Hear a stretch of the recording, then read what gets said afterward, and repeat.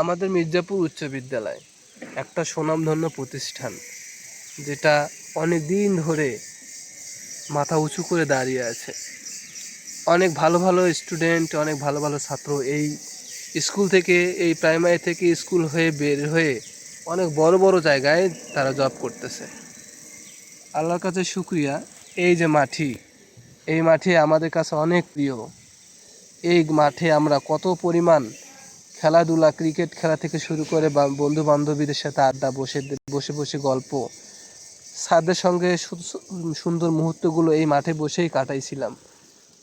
এই এই বারান্দায় বসে আমরা কত কত ঝালমুড়ি খাইছি। এই জায়গাটা অনেকেই চেনেন, যেখানে ভজনদা, তারপর যে ভৈরব দাদা সব সময় এখানে বসে বসে তারা ব্যবসা বাণিজ্য করেছিল, অর্থাৎ বাদাম ঝালমুড়ি বিক্রি করতেছিল। আর ওই যে শহীদ মিনার দেখা যাচ্ছে, এই শহীদ মিনার ওখানেও দোকান ছিল, ওখান থেকে ট্রান্সফার হয়ে লাস্টে এখানে তারা ব্যবসা করছে। এই জায়গাগুলো যখন আপনি আসবেন, আসলে দেখলেই মনে হবে আপনার যে জায়গাটা আপনার কাছে কতটা প্রিয়। আর কি বলবো, আর হচ্ছে এই স্কুলটার এই দরজাগুলোর দিকে তাকালেই মনে হবে যে কিছুদিন আগেই মনে হয় আমরা এই স্কুলটা থেকে বের হয়ে গেছি। পড়াশোনা মনে হয় বেশ কিছুদিন আগেই শেষ হয়েছে, মনে হয় সেই দিনে বের হয়ে গেলাম, এমনটা মনে হয়। তো বন্ধুরা, এটা নতুন ভবনের কাজ চলতেছে পুরো মাঠে।